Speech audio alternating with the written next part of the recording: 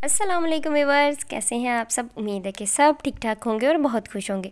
जैसे कि आप सबको पता है रमज़ानुल मुबारक का बबरकत महीना शुरू होने वाला है, तो मैंने सोचा क्यों ना आप सबके साथ मज़े मज़े की रमज़ानुल मुबारक की स्पेशल रेसिपीज़ शेयर की जाएँ। रमज़ानुल मुबारक का महीना बहुत ही रहमतों और बरकतों वाला होता है, इसलिए हमारी कोशिश होनी चाहिए कि हम किचन में कम से कम और इबादत में ज़्यादा से ज़्यादा टाइम गुजार सकें। इसलिए मैं आज आपके साथ कुछ टिप्स एंड हैक्स शेयर करने वाली हूँ, जिनको फॉलो करके आप रमज़ानुल मुबारक का बबरकत महीना आराम और सुकून से गुजार सकते हैं। इसलिए आपने वीडियो को आखिर तक देखना है, ज़रा भी स्किप नहीं करना। वीडियो देखने से पहले मेरे चैनल को जल्दी से सब्सक्राइब कर लें और बेल आइकन को प्रेस करना मत भूलें, ताकि आपको मेरे आने वाली नई वीडियोज़ की अपडेट मिलती रहे। वीडियो अच्छी लगे तो थम्स अप। सबसे पहले हैक नंबर 1 की तरफ चलते हैं। यहाँ मैंने 1 प्याली सफ़ेद चने लिए थे। इनको अच्छे से साफ़ करके धोने के बाद 1 लीटर पानी डाल के इनको ओवरनाइट सोक कर लिया था। आप इनको 7 से 8 घंटे के लिए भी सोक कर सकते हैं। यहाँ मैंने हाफ़ टेबल स्पून नमक लिया है। इनको बॉईल करने के लिए मैं यहाँ सोडा वगैरह का यूज़ नहीं कर रही, क्योंकि ओवरनाइट भीगे हुए चने ऐसे ही ईज़िली गल जाते हैं। सबसे पहले प्रेशर कुकर में चने शामिल करेंगे। अब हम इसमें नमक शामिल करेंगे। इनको अच्छे से मिक्स करके 10 से 12 मिनट के लिए प्रेशर कुकर ऑन करके इनको अच्छे से गला लेंगे। अगर आपने गर्मी के मौसम में चने भिगोए हैं तो जिस पानी में आपने चने भिगोए हैं उसको डिस्कार्ड कर देना है और फ्रेश पानी डाल के इनको बॉईल करना है, क्योंकि अक्सर गर्मी की वजह से उस पानी में से स्मेल आने लग जाती है। चलें जी, अब हम इनको बॉईल कर लेते हैं। ये देखें जी, प्रेशर कुकर को मैंने 10 मिनट के बाद खोल लिया है। आप लोग देख सकते हैं चने कितनी अच्छी तरह गल चुके हैं। अब हम इनको स्ट्रेन कर लेंगे। इसमें मौजूद एक्स्ट्रा पानी को हम डिस्कार्ड कर देंगे। ये देखें जी, चने हमने स्ट्रेनर में स्ट्रेन कर लिए हैं। अब हम इनको अच्छे से ठंडा कर लेंगे। चनों को स्टोर करने के लिए मैं यहाँ ज़िप-लॉक बैग यूज़ कर रही हूँ। अगर आपके पास ये अवेलेबल नहीं है तो आप शॉपर वगैरह भी यूज़ कर सकते हैं। चने हमने अच्छी तरह ठंडे कर लिए हैं। अब हम इनको ज़िप-लॉक बैग में शिफ्ट कर लेंगे, ताकि इनको फ्रीज़ करने में आसानी रहे। आप इनको कंटेनर में भी स्टोर कर सकते हैं, लेकिन ज़िप-लॉक बैग में आसानी रहती है क्योंकि ये कम जगह ऑक्यूपाई करते हैं।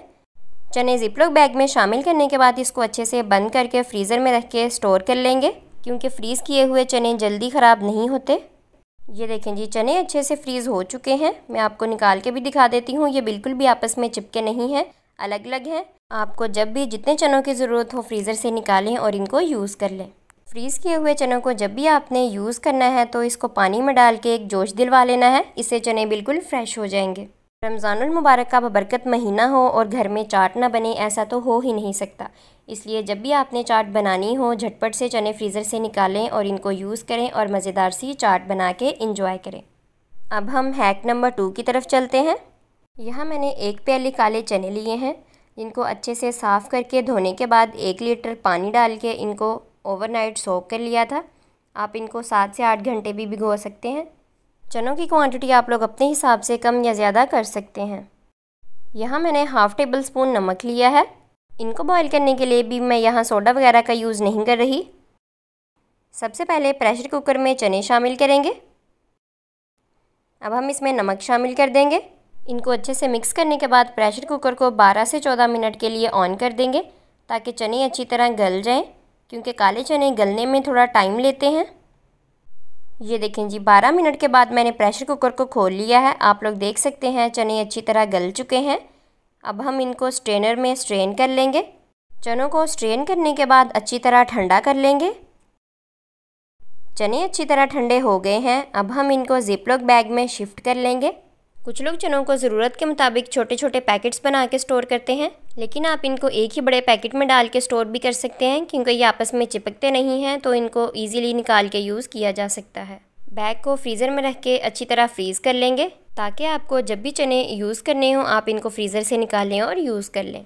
ये देखें जी, चने अच्छी तरह फ्रीज़ हो गए हैं। मैं आपको निकाल के दिखा देती हूँ। ये बिल्कुल भी आपस में चिपके नहीं हैं। जब भी आपने कोई चीज़ स्टोर करनी हो तो उसको फ्रीज़र में रख के ही स्टोर किया करें, क्योंकि फ्रीज़ की हुई चीज़ जल्दी ख़राब नहीं होती। इनको भी यूज़ करने का मेथड वही है। जब भी आपने फ्रीज़ किए हुए चने यूज़ करने हैं तो इनको पानी में डाल के एक जोश दिलवा लें। इससे चने फ्रेश हो जाते हैं। चने सेहत के लिए बहुत अच्छे होते हैं, क्योंकि इनमें डाइटरी फाइबर्स और आयरन की मिकदार काफ़ी ज़्यादा होती है। इसलिए आप इनको इफ्तारी के मेन्यू में ज़रूर ऐड किया करें। अब हम हैक नंबर 3 की तरफ चलते हैं। यहाँ 1 गड्डी मैंने पुदीने की ली है, ये बिल्कुल फ्रेश है। 1 गड्डी मैंने हरे धनिए की ली है, ये भी बिल्कुल फ्रेश है। 8 अदद हरी मिर्चें ली हैं। मिर्चें आप लोग अपने हिसाब से कम या ज़्यादा कर सकते हैं। सबसे पहले हरे धनिए को आगे से थोड़ा सा काट लेंगे। इसको एक दफ़ा चेक कर लेंगे, इसमें कोई ख़राब पत्ता वगैरह तो नहीं है। धनिया बिल्कुल साफ़ है, इसमें कोई भी ख़राब पत्ता नहीं है। अब हम इसको रफली चॉप कर लेंगे। धनिया को मैंने अच्छे से चॉप कर लिया है। जो हमने आगे से साइड्स उतारी थी उसको हम डिस्कार्ड कर देंगे। पुदीने को भी थोड़ा सा आगे से काट लेंगे। पुदीने को भी अच्छे से चेक कर लेंगे, इसमें अगर कोई ख़राब पत्ता वगैरह होगा तो उसको निकाल देंगे ताकि पुदीना अच्छी तरह साफ़ हो जाए। पुदीने को अच्छे से साफ़ करने के बाद इसको भी हम रफली चॉप कर लेंगे। आप चाहें तो इसको ब्लेंडर में ऐसे ही साबुत भी ऐड कर सकते हैं। पुदीने को मैंने अच्छे से चॉप कर लिया है। अब हम हरी मिर्चों को भी इसी तरह चॉप कर लेंगे। हरी मिर्चों की डंठल उतार के इनको रफली चॉप कर लेंगे। यहाँ मैं इनको रफली चॉप कर रही हूँ, आप चाहें तो इनको साबुत भी ऐड कर सकते हैं। ये देखें जी, हरी मिर्चों को मैंने अच्छी तरह चॉप कर लिया है। अब हम इन तमाम चीज़ों को अच्छी तरह वॉश कर लेंगे। धनिया और पुदीने को मैंने अच्छी तरह वॉश करके साफ़ कर लिया है। हरी मिर्चों को भी मैंने धो लिया है। यहाँ मैंने 1 टीस्पून नमक लिया है। इन तमाम चीज़ों को ब्लेंडर में ऐड करके थोड़ा सा पानी शामिल करके अच्छी तरह ब्लेंड कर लेंगे। एक दफ़ा इसको चम्मच की मदद से अच्छी तरह मिक्स कर लेंगे ताकि तमाम चीज़ें इक्वली ब्लेंड हो जाएं और इनकी अच्छी सी हरी चटनी तैयार हो जाए। दोबारा इनको ब्लेंड करके अच्छी सी हरी चटनी तैयार कर लेंगे। चटनी अच्छी तरह तैयार हो गई है। अब आप कोई भी आइस क्यूब ट्रे ले लें, उसमें इसको फिल करें और इसको फ्रीज़र में रख के अच्छी तरह फ्रीज़ कर लें। ये देखें जी, आइस क्यूब्स को मैंने अच्छी तरह फिल कर लिया है। अब हम इसको फ्रीज़र में रख के अच्छी तरह फ्रीज़ कर लेंगे। आप चाहें तो इन क्यूब्स को ऐसे ही फ्रीज़र में रख के भी स्टोर कर सकते हैं। इसके अलावा भी एक और मेथड है, मैं आपके साथ वो भी शेयर कर देती हूँ। उसके लिए हम पहले इन क्यूब्स को अच्छी तरह फ्रीज़ कर लेंगे। ये देखें जी, चटनी के क्यूब्स 24 आवर्स के बाद अच्छी तरह फ्रीज़ हो चुके हैं।